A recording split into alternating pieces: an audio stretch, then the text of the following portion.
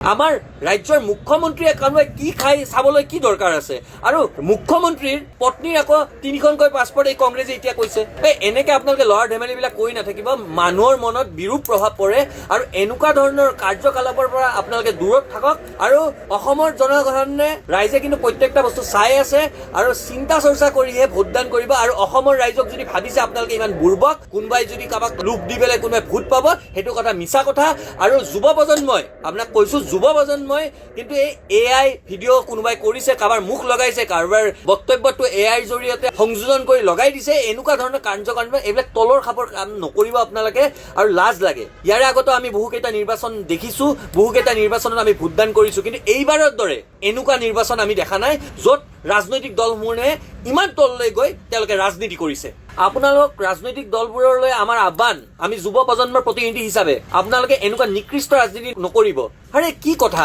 সৰু ল'ৰা ছোৱালী নেকি আগতে আমি দেখিছিলো সৰু ল'ৰা ছোৱালী কলেজত কাৰোবাৰ যদি দুজন বন্ধুৰ মাৰামাৰি হৈ কাজিয়া লাগে তেনেহলে আমি দেখো যে এজন বন্ধুই ক'ৰবাত তাক অকলে পালে ৰাস্তাত মাৰে আৰু এইজন বন্ধুৱে আকৌ ইয়াক অকলে পালে ৰাস্তাত মাৰে সেনেকুৱা ধৰণৰ এই ল'ৰা ধেমালিবিলাক এই বিজেপি আৰু কংগ্ৰেছ দলে এই মুহূৰ্তত কৰি আছে কোনোবাই কাৰোবাৰ এআই ভিডিঅ' বনাই দিছে আৰু এই দলটোও আকৌ এআই ভিডিঅ' বনাই দিছে মানুহ কি আমাক কি অসমৰ মানুহ কি ইমান বুৰ্বক ভাবিছে নেকি এই ৰাজনৈতিক দলবোৰে প্ৰতিটো ৰাজনৈতিক দলকে আমি কৈছো মানুহক এনেকুৱা এই এআই ভিডিঅ' বনাই এই মিছা মিছা অপপ্ৰচাৰ চলাই কাৰ কিমান কোটি টকীয়া আছে কাৰ কিমান টকা আছে এইবোৰ দেখাই কোনে কি খায় কোনে কি নাখায় কোনে কি সেৱন কৰে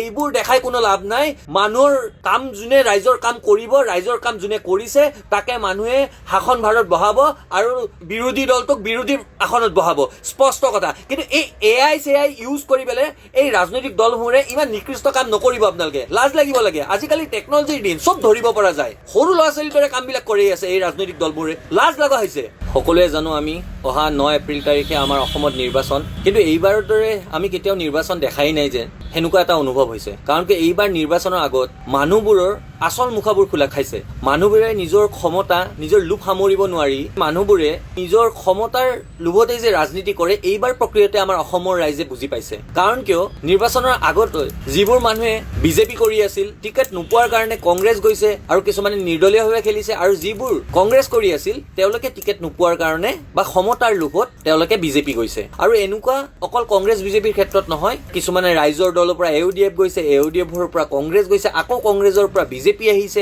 এনেকুৱা ধৰণৰ আচল ছবিখন মুখৰ আৰু মুখাবিলাক এই ৰাজনীতিবিদবিলাকৰ এবাৰ খোলা খাইছে আমি অসমৰ জনসাধাৰণে সেইটো ভালদৰে দেখিলো এতিয়া কথাটো হ'ল মানুহবোৰৰতো আপোনাৰ আচল স্বৰূপটো মুখাবোৰ আমি দেখিলোৱে কিন্তু অতিকৈ দুৰ্ভাগ্যজনক কথা আৰু লাজৰ বিষয় যে এইবাৰ আমাৰ অসমৰ প্ৰধান দুটি ৰাজনৈতিক দল বিজেপি আৰু কংগ্ৰেছ এই দলবোৰৰো মুখাবোৰ খোল খালে খোল এইকাৰণে খালে আমি সচেতন নাগৰিক হিচাপে আমি কোনো দলক সমৰ্থন নকৰো ভাল কামক আমি সমৰ্থন কৰো আৰু বেয়াটোক আমি প্ৰতিবাদ কৰো বা বিৰোধিতা কৰো কিন্তু যিবোৰ ঘটনা আজি এসপ্তাহ ধৰি অসমত চলি আছে ৰাজনৈতিক সমীকৰণবোৰ চলি আছে তাৰ পৰা এটা বস্তু দেখিবলৈ পাইছো কেৱল মাত্ৰ এই ৰাজনৈতিক দলবোৰক অকল ক্ষমতা লাগে সেইটো কংগ্ৰেছেই হওক সেইটো বিজেপিয়ে হওক আৰু ক্ষমতাৰ কাৰণে তেওঁলোকে যিকোনো পৰ্যায়লৈকে যাব পাৰে শেহতীয়াভাৱে আমি দেখিলো কোনোবাই কাৰোবাৰ এআই ফটো লগাই তেওঁলোকে মিছা অপপ্ৰচাৰ চলাইছে আজি আকৌ দেখিলো এটি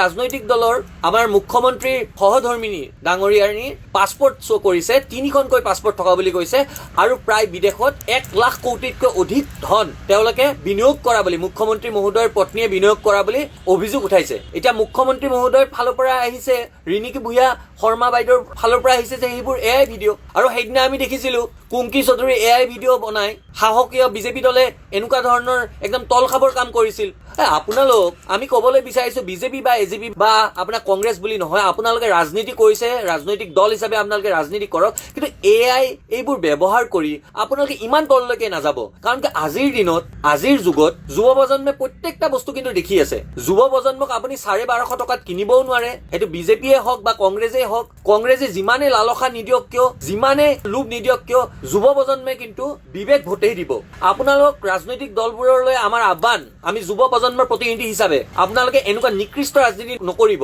আৰে কি কথা, সৰু ল'ৰা ছোৱালী নেকি? আগতে আমি দেখিছিলো সৰু ল'ৰা ছোৱালী কলেজত কাৰোবাৰ যদি দুজন বন্ধুৰ মাৰামাৰি হৈ কাজিয়া লাগে, তেনেহলে আমি দেখো যে এজন বন্ধুই ক'ৰবাত তাক অকলে পালে ৰাস্তাত মাৰে আৰু এইজন বন্ধুৱে আকৌ ইয়াক অকলে পালে ৰাস্তাত মাৰে। সেনেকুৱা ধৰণৰ এই ল'ৰা ধেমালি বিলাক এই বিজেপি আৰু কংগ্ৰেছ দলে এই মুহূৰ্তত কৰি আছে। কোনোবাই কাৰোবাৰ AI ভিডিঅ' বনাই দিছে আৰু এই দলটোও আকৌ AI ভিডিঅ' বনাই দিছে। সৰু ল'ৰা ছোৱালী নেকি? মানুহ কি, আমাক কি, অসমৰ মানুহ কি ইমান বুৰ্বক ভাবিছে নেকি এই ৰাজনৈতিক দলবোৰে? প্ৰতিটো ৰাজনৈতিক দলকে আমি কৈছো, আপোনালোকে 5 বছৰ মূৰত নিৰ্বাচন খেলিছে, নিৰ্বাচন খেলক, ৰাইজৰ অধিকাৰ, আমি ৰাজনৈতিক অধিকাৰ সাব্যস্ত কৰিম। কোনোবাই শাসকনত বহিব, কোনোবাই বিৰোধীত বহিব, কিন্তু মানুহক এনেকুৱা এই AI ভিডিঅ' বনাই, এই মিছা মিছা অপপ্ৰচাৰ চলাই, কাৰ কিমান কোটি টকীয়া আছে, কাৰ কিমান টকা আছে, এইবোৰ দেখাই, কোনে কি খায়, কোনে কি নাখায়, কোনে কি সেৱন কৰে,